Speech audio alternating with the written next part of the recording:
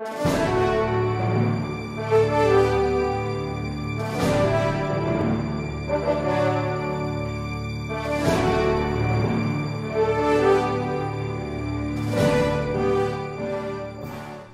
of this, even if we are 88 years old.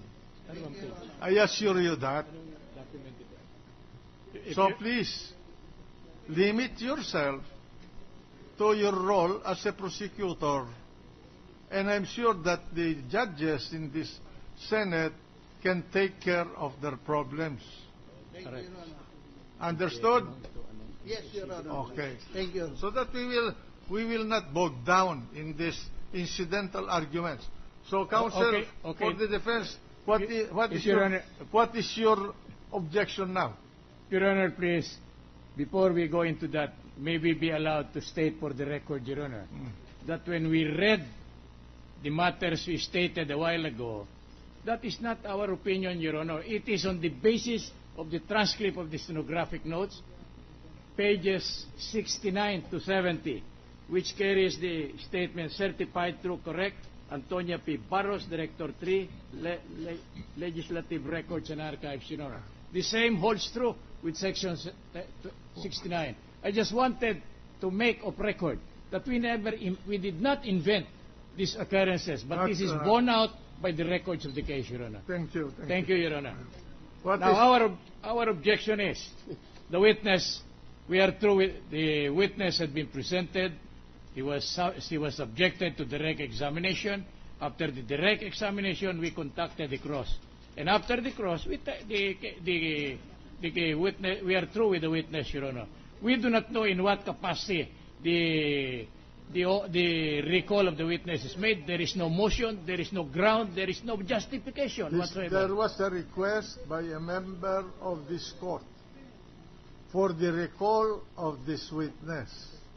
And that is a prerogative of a member of this court, according to our rules, to ask questions, clarificatory questions from the witness. I do not know what is in the mind of the member of this Senate in requesting for the recall of the witness. I cannot control, as a presiding officer, any member of this Senate sitting as an impeachment court to perform his job as a member of the Senate as a body of jury to try this case.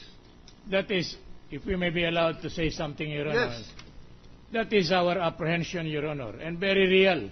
Because every time we make a manifestation or an objection as against the direct examination or examination conducted by a member of this court, we are overruled. And this is because we cannot object. So what will be our remedy? If the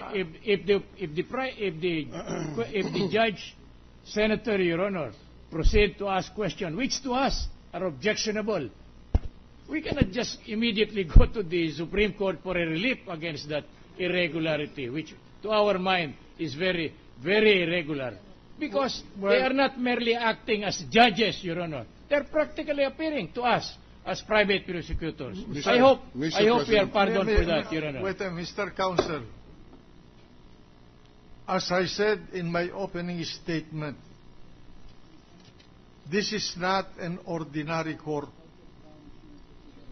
We are legislators assigned to perform a function outside of our function as legislators. We are not one mind. We are 23 minds in this court. That is why I called it a body of jurors.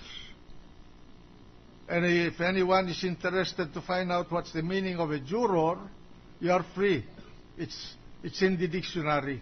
Now, anyway, as a body of jurors, each one has his own perceptions and interests, in this case, to be able to make a judgment, a final judgment on this case.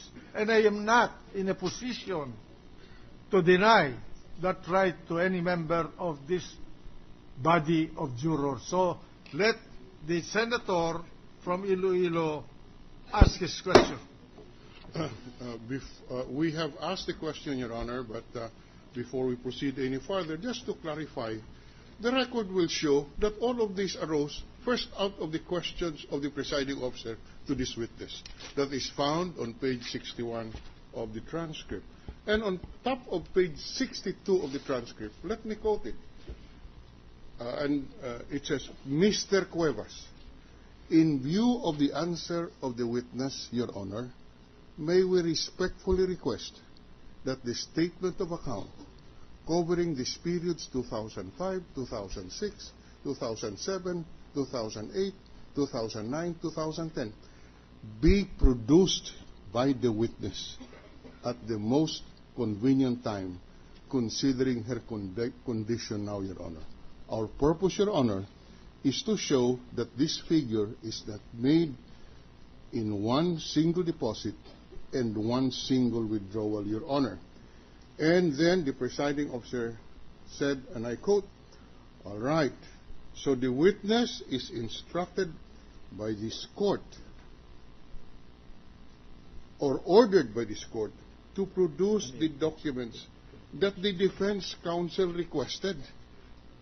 So all of these statements of counsel appear to be not supported by record. But having said that, I have a pending question on the witness, and has the witness brought these documents requested? By the way, before the witness will answer, is this a peso account? Yes, sir. It is a peso account. The witness may answer. Did you bring these documents? Your Honor, if you're referring to the bank statements for 2005 to 2010. The monthly bank statements. Monthly bank statements. No, Your Honor. Why? Because my understanding and our understanding is that we are waiting for the final instruction whether we will present those documents to this court. Yes, the presiding officer of this court has in fact instructed you to bring this document. So can you bring it tomorrow? Right. Madam Witness. Yes, Your Honor. With the permission of the gentleman from Iloilo. Yesterday, this court ruled that we will respect the TRO to the extent that that TRO covers the foreign currency deposit accounts.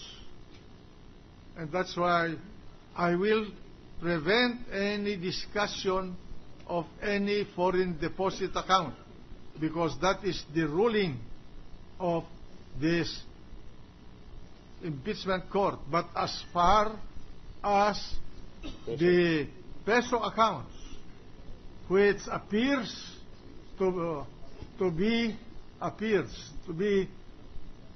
covered by the TRO of the Honorable Supreme Court, our ruling yesterday will not cover the peso account. And so therefore, you are ordered by this presiding officer to answer the question of the gentleman from Iloilo.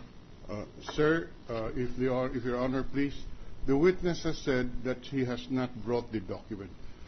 In deference to her condition, may we request that, as per order of the presiding officer and the order of this court, that the witness come back tomorrow. We have no choice but to ask her to come back tomorrow to bring these documents, because he didn't bring it this afternoon, Your Honor. Mr.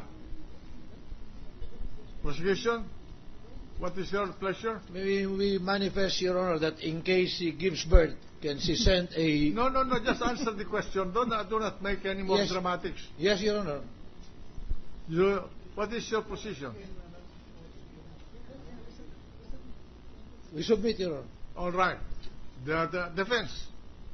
We cannot object, Your Honor. That's the order of this honorable court. We will, All right. we will willingly Anyway, submit. Submitted, Your Honor, to the discretion of the court. The witness is directed to bring the requested records tomorrow afternoon at 2 o'clock.